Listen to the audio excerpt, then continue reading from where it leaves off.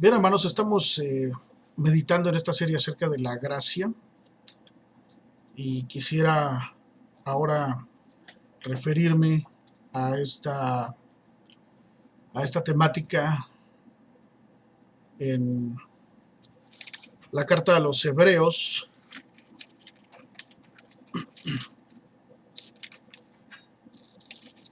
la carta a los Hebreos,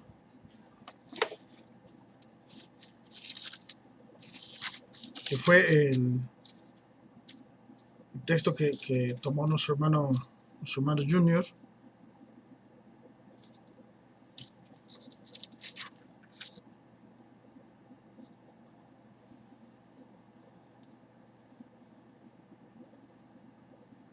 Hablaba acerca de no, no de permitir que la gracia de Dios fuera en vano, sino más bien una raíz de amargura, dice el texto, que no permitamos que crezca una, una raíz de amargura en nuestros corazones, porque así es como vamos a tener problemas serios respecto a la palabra del Señor, de no recibir entonces lo prometido, ¿verdad? Y yo titulé este mensaje La antigracia. La antigracia. Eh, en el mensaje anterior hablábamos del abuso. En Hebreos 12:15 dice que mirad bien, no sea que alguno deje de alcanzar la gracia de Dios, que brotando alguna raíz de amargura os estorbe y por ella muchos sean contaminados. Entonces hablemos de la antigracia. Esta antigracia es precisamente lo opuesto a la gracia. Y cuando hablábamos del abuso de la gracia, hablábamos de esta respuesta licenciosa a la gracia inefable.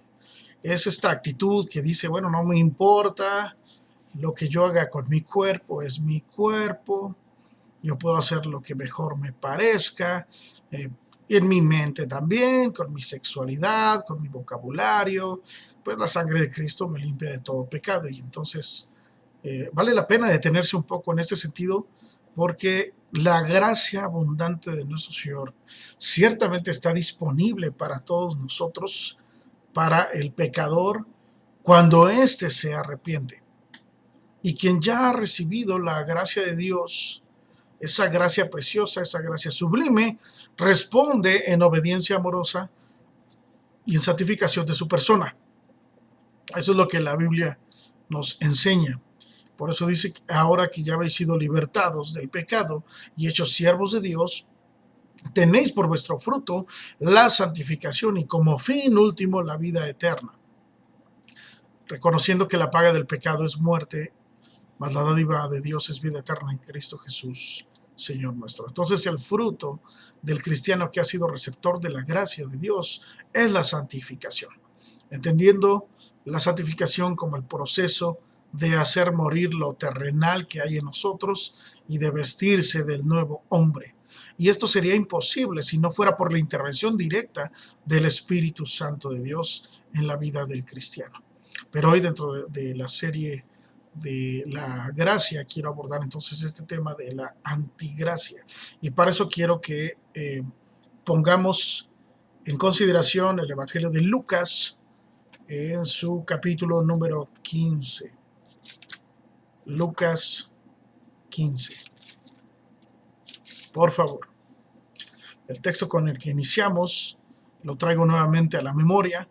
Miren bien, no sea que alguno deje de alcanzar la gracia de Dios, que brotando alguna raíz de amargura os estorbe y por ella muchos sean contaminados.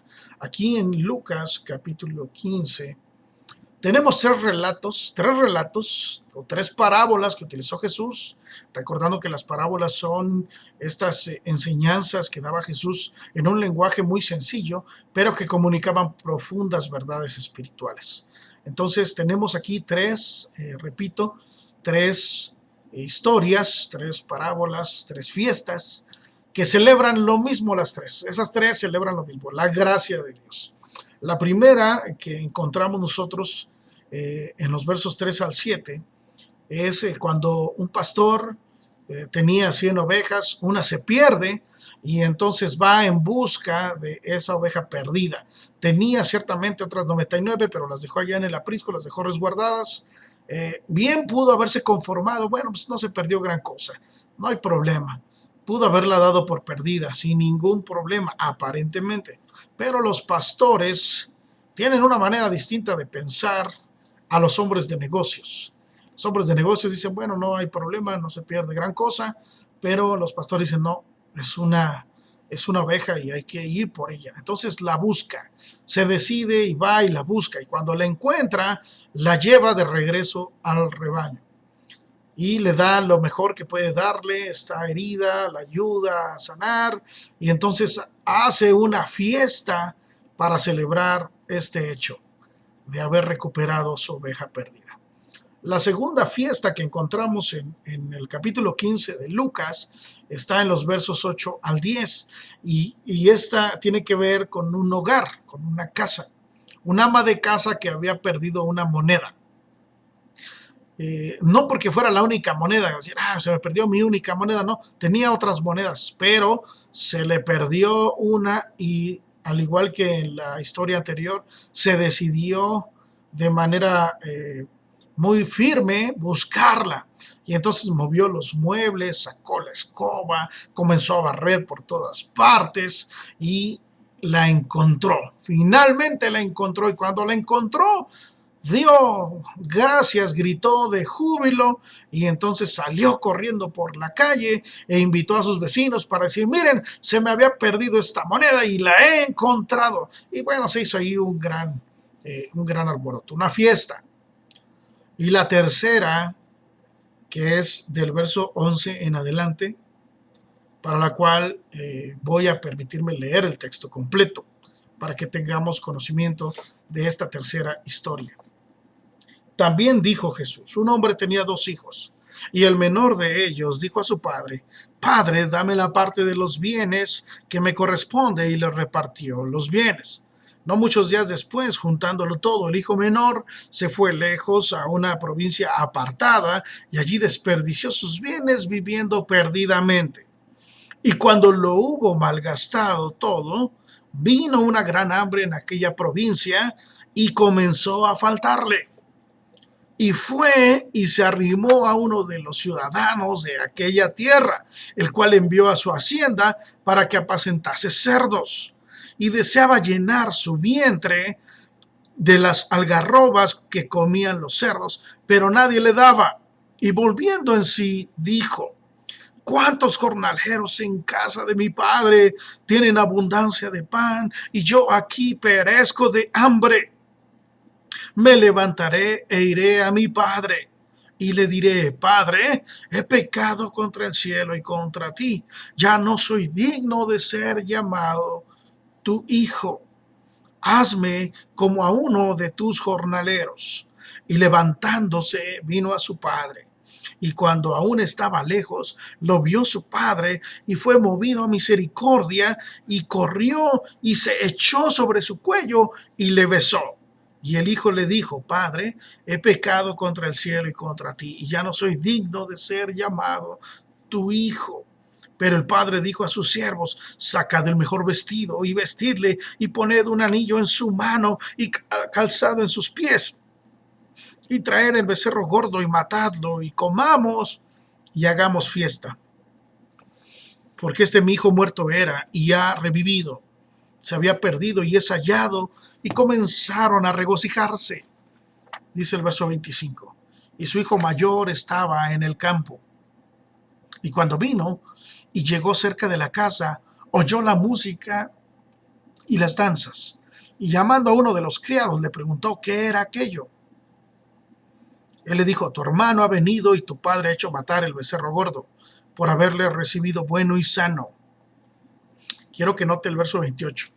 Entonces se enojó y no quería entrar. Salió por tanto su padre y le rogaba que entrase. Mas él respondiendo dijo al padre, he aquí, tantos años te sirvo, no habiéndote desobedecido jamás, y nunca me has dado ni un cabrito para gozarme con mis amigos. Pero cuando vino este tu hijo, que ha consumido tus bienes con rameras, has hecho matar, dice, el becerro gordo para él. Y entonces él le dijo, hijo, tú siempre estás conmigo y todas mis cosas son tuyas. Mas era necesario hacer fiesta y regocijarnos, porque este tu hermano era muerto y ha revivido. Se había perdido y es hallado. Amén. Amén. Esta parábola que comúnmente llamamos la parábola de el hijo pródigo, el hijo perdido,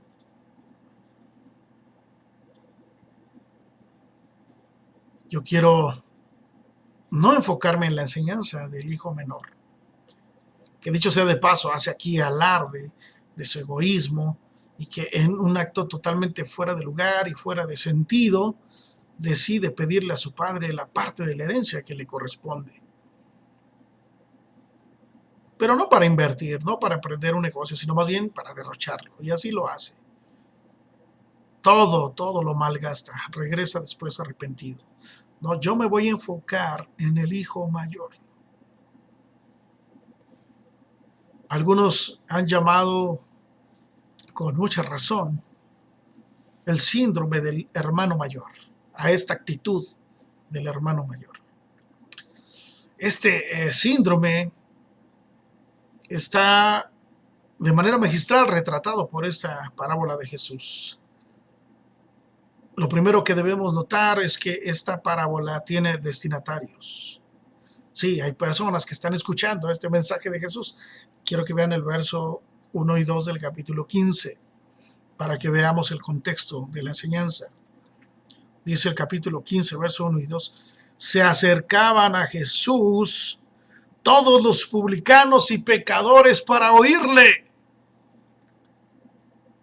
Y los fariseos y los escribas murmuraban diciendo, este a los pecadores recibe y con ellos come. Tenemos entonces varios personajes aquí en esta parábola. Tenemos un padre que se muestra compasivo, que se muestra amoroso, que se muestra restaurador y que también está representando a Dios. Tenemos a un hijo menor que es disoluto, caprichoso, egoísta e insensible, porque la herencia se pedía, o mejor dicho, se recibía después de la muerte del titular, el que heredaba los bienes. Pero él la pide en vida, con lo cual está demostrando poco afecto por su padre. ¿A quién representa ese hijo menor? Pues a los publicanos y a los pecadores. Pero hay otro que es el hijo mayor. Ese hijo mayor se muestra responsable, trabajador, fiel, obediente. Pero ¿sabe a quién representa? A los fariseos y a los escribas. La historia pues es muy familiar a todos, máxime porque acabo de darle lectura. El hijo más joven de la familia le pide entonces a su padre que le dé la parte de la herencia y entonces el padre accede. Seguramente le partió el corazón, seguramente no daba crédito a lo que estaba escuchando, pero finalmente accede a hacerlo. Este joven se va lejos, desperdicia sus bienes y cuando ya se ve sumido en una gran necesidad, entonces regresa a la casa de su padre diciéndole, ya no soy digno de ser llamado el hijo de mi padre, sino más bien seré yo como un jornalero. El padre lo ve de lejos y dice el texto que corre hacia él y que antes de que el joven pueda terminar el discurso que había ensayado, el padre manda hacer una fiesta por todo lo alto, echando literalmente la casa por la ventana en honor de su hijo que ha regresado. Y esa parte nos gusta mucho enfatizarla cuando hablamos acerca del Evangelio, de cómo Dios recibe a todos. Pero hay otro hijo en la historia que muchas veces pasamos por alto, a pesar de ser un personaje también protagónico. Es el hermano mayor, el que había vivido una vida ordenada, una vida obediente. Cuando él llega de trabajar, de hacer sus labores, él se da cuenta que hay fiesta, algo nada usual. Él se da cuenta que hay ahí música, que hay alboroto, y entonces él viene de trabajar, viene cansado, viene exhausto, y entonces llega ahí donde la casa de su papá y pregunta ahí a uno de los criados, bueno, ¿qué está pasando? ¿Por qué tanto alboroto? ¿Por qué hay tanta fiesta? Y entonces, cuando le responden, hermanos, en el verso 27, le dice, tu hermano ha venido y tu padre le ha hecho matar el becerro gordo por haberle recibido bueno y sano. ¿Cuál es la reacción del hijo mayor? Mire con atención el verso número 28. Entonces se enojó. El hijo mayor se enojó y no quería entrar. No quería entrar porque la fiesta era en honor a su hermano. Y él, ¿cómo es posible que hace lo que hace y todavía lo premia? No, eso no puede ser. De tal manera que no quiso entrar y le fue dado el aviso a su padre. Ya llegó tu hijo mayor, pero no quiere entrar. Dice que no quiere entrar. Y miren cómo el padre sale y en lugar de hacer valer su autoridad, decir, bueno, pero ¿qué te sucede? ¿Cómo que no vas a entrar? Ahorita me quito el cinturón y no hace eso el padre. El padre dice que le rogaba, hijo, por favor, entra. No voy a entrar. Pero, por favor, hijo, tu hermano ha regresado. No, pues a mí no me interesa, yo no voy a entrar. Se enojó, no quería entrar. Su padre está ahí afuera con él rogándole. El padre mismo se está perdiendo de la fiesta porque está rogándole que entre. Ándale, mira, vamos a entrar. No voy a entrar. Y a lo mejor lo toma del brazo y, no, suéltame. Ya te dije que no voy a entrar. Y no voy a entrar. Y hazle como quieras. Y en el verso 29 da sus razones. He aquí tantos años te sirvo, no habiéndote desobedecido jamás. Y nunca me has dado ni un cabrito para gozarme con mis amigos. Fíjense el contraste que él hace. O sea, a mi hermano le mataste un becerro gordo, así enorme, y a mí ni un cabrito, que es el animal así tiernito, pequeño, ni siquiera eso me has dado. Pero cuando vino tu hijo, miren el desprecio con el que se refiere a su hermano. Ni siquiera cuando vino mi hermano, cuando vino tu hijo. O sea, démonos cuenta de la clase de molestia que tenía este hermano por su hermano menor. Tu hijo. Cuando vino tu hijo, que ha consumido tus bienes con rameras, a él sí le has hecho matar el becerro más gordo. Y no es difícil entender la actitud del hijo. De modo que esto es lo que recibe uno por ser un buen hijo. Tantos años partiéndome el lomo por esta familia y así me pagan. De haber sabido que ser un desastre, bebiéndose la herencia y despilfarrando todo con prostitutas, sería yo premiado con una fiesta. Lo hubiera hecho yo desde cuándo. Y no me hubiera esforzado tanto por obedecer y por ser un hijo modelo del cual tú te pudieras sentir orgulloso. Yo mencioné hace un momento quiénes eran los destinatarios de esta parábola. Quiero que contrasten, hermanos, la diferencia tan tremenda de actitud. Dice el verso 1 que se acercaban a Jesús, todos los publicanos y pecadores, para oírlo. Fíjese lo que hacían los publicanos, los pecadores, que eran estos publicanos los que recolectaban los impuestos, los tributos para Roma, y por eso nadie los quería. Eran unos traidores a la patria, eran lo peor de lo peor. Si podía haber un insulto en términos de patriotismo, era decirle a alguien: eres un publicano, eres un vendepatrias, estás allá ayudando a los que nos están oprimiendo. Y entonces estos publicanos eran menospreciados, eran atacados terriblemente, insultados, y se les llegó a conocer como un sinónimo de pecadores. O sea, decirle a alguien: eres un publicano, le estaban diciendo: eres lo peor de lo peor, eres una basura prácticamente. Y dice el texto que se le acercaban a Jesús. Miren qué clase de personas rodeaban a Jesús: publicanos, pecadores. Y se acercaban para oírle, porque ellos en su corazón entendían que lo que Jesús podía darles, nadie más se los podía dar. Y se acercaban para oír. Pero miren a los fariseos y a los escribas, que son lo opuesto. Los fariseos, que significan los separados, que vivían de una manera muy diferente a la generalidad de la gente, que de estos partidos prominentes que había en tiempos de Jesús, que eran los fariseos, los saduceos y los esenios. Los fariseos eran por mucho los más influyentes. Y entonces se conocían también como los Chasidim o Hasidim, que eran los amados por Dios o leales a Dios. Según el historiador Flavio Josefo, dice que en su momento de mayor popularidad, este grupo de fariseos llegaron a ser alrededor de 6,000 miembros. Eran muchos. Eran los líderes religiosos de los judíos. Por su parte, los escribas eran una clase de eruditos ya, eran maestros de la ley, el estudio sistemático de la ley, y se dedicaban exclusivamente a todo lo que tenía que ver con la ley.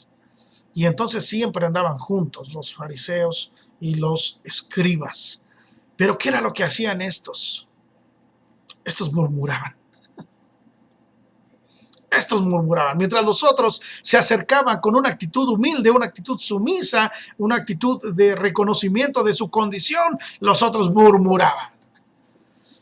El que murmura se siente en una condición superior, por eso murmura.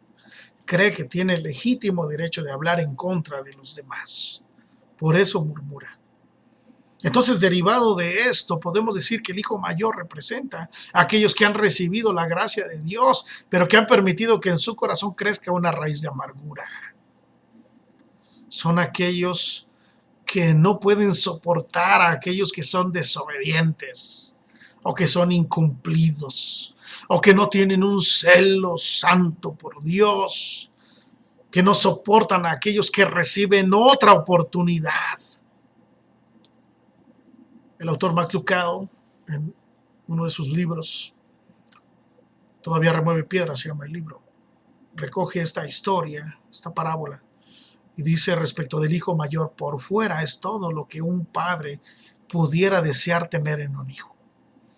Yo escucho a los padres cómo surge un orgullo al decir: no, pues mi hijo es bien obediente, entiende a la primera, es un hijo modelo, no me da problemas, es súper estudioso, súper cumplido, una chulada de chamaco, es un tesoro, es una bendición, me saqué la lotería. Y entonces por fuera este hijo, el hijo mayor, es todo lo que un padre desearía tener en un hijo, pero por dentro estaba amargado.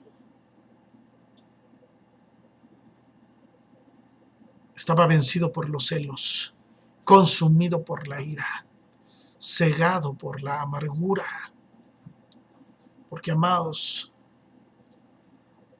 la gracia funciona igual que el padre que esperaba y que corrió a darle la bienvenida a su hijo. Ese hijo perdido, ese hijo que él ya daba por muerto. Y entonces, en contraste, la gracia no funciona como el hermano mayor que no quería dar la bienvenida a su hermano.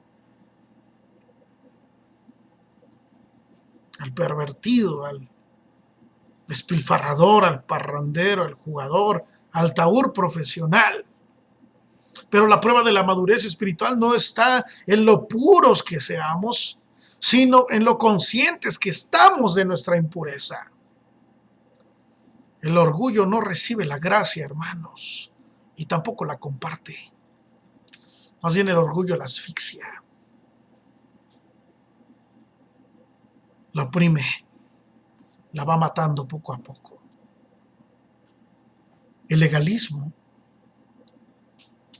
hace que aquel que ha sido presa de este extremo se genere en él un sentimiento de orgullo y de competencia.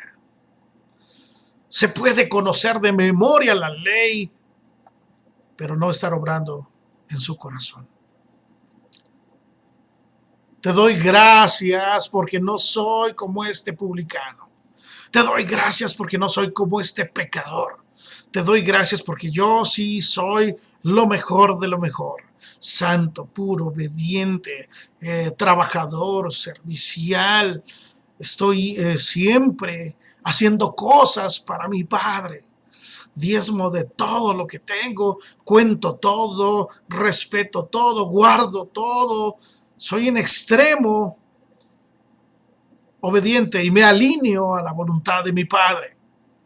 Pero la puerta de acceso a la gracia, hermanos, no es la conducta correcta. Ni siquiera está cerca de serlo. Es el arrepentimiento. El arrepentimiento. Un teólogo reformado llamado Gresham Machen escribió lo siguiente que quiero resaltar. Un bajo concepto de la ley conduce al legalismo en religión. Un bajo concepto de la ley, pero un alto concepto nos convierte en buscadores de la gracia. De tal manera que no hay nada que yo pueda hacer, nada que yo pueda ofrecer. Entonces yo busco y me aferro a la gracia de Dios. Este es el síndrome del hermano mayor, como le llama el autor Timothy Keller, diciendo en palabras del hijo mayor: yo he obedecido las reglas, pero no he recibido nada a cambio. En su libro El Dios Pródigo. Aquellos que son como este hermano mayor creen que si viven una vida buena van a obtener a cambio una buena vida. Ellos obedecen a Dios, pero no por amor, sino por lo que pueden obtener de Él a cambio de su obediencia. Como ya obedecí, ahora le toca a Dios cumplir. Pero si hay algo que queda claro en esta parábola, es que el hermano mayor no amaba en verdad a su padre. Si lo hubiera amado, se hubiera gozado con él, hubiera compartido su alegría de que recibió a su hijo y él a su hermano. Pudo haber dicho: excelente, yo también me uno a la fiesta. A ver, espérenme tantito, déjenme, traigo yo también el tololoche o la flauta, lo que sea, y aquí le vamos a dar porque estamos celebrando, mi hermano regresó, gracias a Dios. Pero no, se enojó, y su enojo reveló lo que había en su corazón. Al final de la historia, el hijo mayor también tuvo la oportunidad de agradar verdaderamente a su padre participando de la fiesta. Pero su rechazo mostró que la alegría de su padre no era en realidad su objetivo. Es decir, que él no estaba contento de que su padre estuviera feliz, sino por su hermano, por su padre. Decir: qué bueno, mi padre, gracias a Dios, está feliz y eso a mí me da felicidad. No, menos le iba a estar de su hermano. Este hijo mayor era un legalista. Y el legalista cree, hermanos, que puede controlar a Dios. El legalista piensa: si hago esto, si hago aquello, entonces Dios hará esto, Dios hará lo otro. Y su obediencia entonces está orientada hacia los resultados. Estoy portando bien, Señor. Mira lo que estoy haciendo para ti. Mira que estoy obedeciendo, Mira que ya dejé de hacer ciertas cosas. Tú lo ves, tú lo sabes. Entonces yo espero que tú también me trates bien. Pero la vida cristiana no funciona así. Y cuando las cosas no salen como el legalista espera, entonces se molesta profundamente porque cree que se ha cometido una injusticia. Y por eso es tan complicado el tema de la gracia, porque la gracia no tiene que ver con la justicia, al menos no con la justicia de las personas, sino con la justicia de Cristo.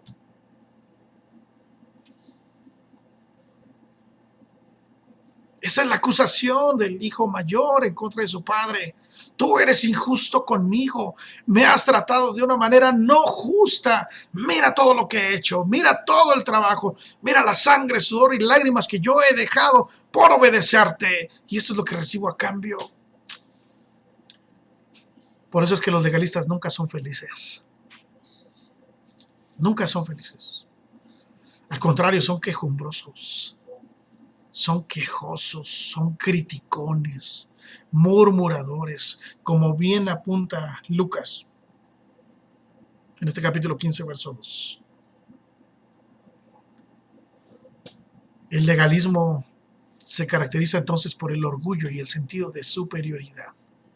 Y una y otra vez vemos cómo Dios rechaza y abomina eso. Es algo tan desagradable que hasta le provoca náuseas, ganas de vomitarlo. Los ojos altivos, el corazón soberbio, los hombres duros de cerviz. En Proverbios dice, ciertamente Él escarnecerá a los escarnecedores y a los humildes dará gracia. Una y otra vez en las páginas de la Biblia nosotros encontramos que lo que a Dios le importa es la humildad. En Santiago 4:6 dice, pero Él da mayor gracia. Dios resiste a los soberbios y da gracia a los humildes. Y lo mismo dice Pedro en su primera carta. Pero tal vez sea Pablo el que dedica más tiempo a meditar en este asunto. Quiero que vean conmigo Romanos 12, por favor. La carta de Pablo a los Romanos en su capítulo número 12, en su versículo número 3. Digo pues, dice Pablo en Romanos 12:3. Digo pues, por la gracia que me es dada. Quiero que notemos el origen de las palabras de Pablo. No está diciendo, yo les voy a decir lo que yo creo, yo les voy a decir lo que yo pienso, ¿no? Yo les voy a decir mi cosmovisión de las cosas, o yo les voy a decir algo particular que no va a trascender ni esta cultura ni el tiempo, porque no es así, para nada es así. La palabra de Dios todo lo cambia y puede seguir sin importar el tiempo. La palabra de Dios permanece para siempre. Y Pablo dice, por la gracia que me es dada, yo les digo esto, a cada cual que está entre vosotros, que no tenga más alto concepto de sí que el que debe tener, sino que piense de sí con cordura, conforme a la medida de fe que Dios repartió a cada uno. Ahora vamos al verso 16. Unánimes entre vosotros, no altivos, sino asociándoos con los humildes. No seáis sabios en vuestra propia opinión. Miren cómo Pablo aterriza todo lo que ya enseñó en los capítulos anteriores de la carta a los Romanos. Pablo dice ahora, miren, de esto se trata el Evangelio. Así es como se vive el Evangelio. No piensen más de lo que deben pensar acerca de sí mismos. Tengan medida, piensen con cordura, sean sensatos, sean sabios, relaciónense con todos, sean humildes, no sean altivos, no crean que son lo mejor de lo mejor, no crean que son cristianos modelos, no crean que son ya la perfección andando. No sean altivos, asóciense con los humildes, relaciónense con todos, no sean sabios en su propia opinión. En la carta a los Filipenses, Pablo también retoma este punto y en su carta a los Filipenses, en el capítulo número 2, versos 3 y 4, dice así, nada hagáis por contienda o por vanagloria, antes bien con humildad, estimando cada uno a los demás como superiores a él mismo, no mirando cada uno por lo suyo propio, sino cada cual también por lo de los otros. Como el Evangelio, como la gracia quita los ojos de nosotros para ponerla en los demás. Así que en esta hora yo quisiera invitarles a reflexionar en lo siguiente. ¿Acaso yo me he convertido en el hermano mayor?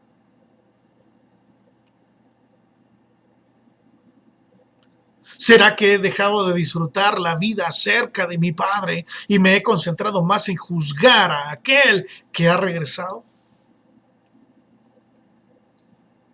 Es posible que yo me haya perdido de las bendiciones de Dios que me han sido dadas por concentrarme más bien en aquello que no tengo. ¿Cuántas veces nos hemos perdido de la fiesta porque nos sentimos víctimas de la injusticia, de la desigualdad? Si has respondido afirmativamente a alguno de estos cuestionamientos, significa entonces que le has abierto la puerta al resentimiento y a la amargura. Y la única manera en que podemos librarnos de este síndrome, que por supuesto ataca también a los cristianos, es recordar continuamente que todo lo que recibimos de la mano de Dios, lo recibimos de pura gracia y en virtud de los méritos de Cristo y no los méritos propios. De estos dos hermanos, tanto el mayor como el menor, que representan dos extremos, por supuesto, por un lado el legalismo y por otro lado el libertinaje, el abuso de la gracia. Estaban ambos igualmente perdidos. Estas opciones los estaban llevando lejos del Padre. A uno lo llevó lejos físicamente, a otro lo llevó lejos en su corazón. Al parecer, dice Max Lucado, continuando con esta cita de su libro, Todavía remueve piedras. Al parecer ambos hermanos estaban en el chiquero. Uno en el chiquero de la rebeldía, el otro en el chiquero de la autocompasión. El menor ha regresado a casa, el mayor todavía no lo ha hecho. Aún está metido en el lodo. Y él es de los que se quejan, lloriquean, están de mal humor, acusan todo el tiempo, piensan que a nadie le importan, que nadie los escucha, que no tuvo sentido haber jugado limpio, están airados, son arrogantes, en una palabra, están amargados. Pero si queremos destruir el legalismo y darle un golpe mortal, lo que debemos hacer es no irnos al extremo contrario y ser liberales, sino más bien ser evangélicos. Porque solo un entendimiento correcto del Evangelio, de la gracia de Dios en Cristo, puede librarnos de caer en la amargura que produce el legalismo. No solo en nuestra persona, sino también en nuestra familia y también en la iglesia. Por eso el texto con el que iniciamos de Hebreos dice, miren bien, pongan atención, analícense con cuidado, no sea que ya estén dejando de alcanzar la gracia de Dios. Quiere decir que le estén dejando de disfrutar, que estén dándole más bien la puerta a la amargura y que hayan desterrado el gozo. Si esa raíz de amargura ha brotado, les va a estorbar y van a contaminar a muchos. Si nosotros le abrimos la puerta al síndrome del hijo mayor, podemos despedirnos del Evangelio. Podemos despedirnos de la gracia. El amor es la base de la obediencia, no la conveniencia, ni tampoco el negociar con Dios sus bendiciones. Si nosotros le amamos a Él, es porque Él nos amó primero. No le amamos para que nos ame, no le obedecemos para que nos ame más, sino que le obedecemos porque le amamos. Y Jesús dijo en Juan 14:23, el que me ama, mi palabra guardará, y mi Padre le amará, y vendremos a Él y haremos morada con Él. Yo podría decir entonces que el legalismo es la kriptonita de la gracia. La debilita, la nulifica, y si es permanente, puede llegar a asfixiarla por completo. Amados, tenemos un lugar en la mesa del Rey por su gracia. Somos hijos del Padre Celestial por su gracia. Y nada ni nadie nos puede quitar ese distintivo, esa naturaleza que Dios ha puesto en nosotros. Somos miembros de la familia de Dios. Y esto es lo que el Padre quiso decirle al hijo mayor. Por eso le contestó de esta manera. Y vamos terminando. En Lucas 15, cuando le rogaba que entrara, y ante la respuesta del hijo mayor diciéndole: he aquí tantos años te sirvo, no habiéndote desobedecido jamás, y nunca me has dado ni un cabrito para gozarme con mis amigos.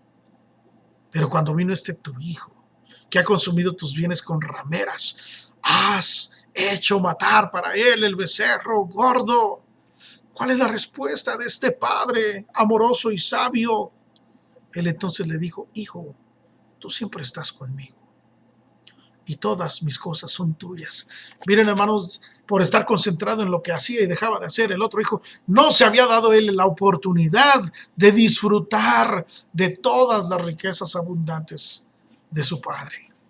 Dice el escritor de los Salmos: en tu presencia hay plenitud de gozo, delicias a tu diestra por siempre y para siempre. Mas yo seré saciado con la grosura de tu casa. Tú me harás saciar. Pero no, él estaba más concentrado en su supuesta injusticia y en resaltar sus propios méritos. Hermanos, ¿cómo tratamos a aquellos que en algún momento han dejado la casa del Padre? Con gracia. Nos da gusto, nos da gozo, nos da alegría. Bendecimos a Dios. Qué bueno que regresaste, hermano. Bendito sea el Señor que regresaste, hermana. Nos hacías falta, te extrañábamos, te amamos, no hemos dejado de orar por ti. O estamos del otro lado diciendo: ¿cómo voy a creer? Y yo aquí sirviendo en el ministerio y participando y haciendo esto y haciendo aquello y no dejando de conectarme y no dejando de hacer esto y aquello. Hermanos, cuando falta, la gracia de Dios, nace la amargura. Pero cuando se abraza la gracia de Dios, entonces el perdón florece. Y entre más estemos nosotros en esa conexión con Dios, más gracia recibiremos y más gracia daremos. Así que quiera el Señor hoy quitar de nosotros, si es que lo hubiera, cualquier raíz de amargura que esté brotando, para dejar de disfrutar todas las bendiciones que el Padre amoroso tiene para nosotros. Y que si en algún momento alguno de nuestros hermanos dejó de disfrutarlas y regresa, les tratemos con esa misma gracia con las que el Señor nos ha tratado a nosotros. De la manera que Cristo nos ha recibido, recibámonos también los unos a los otros.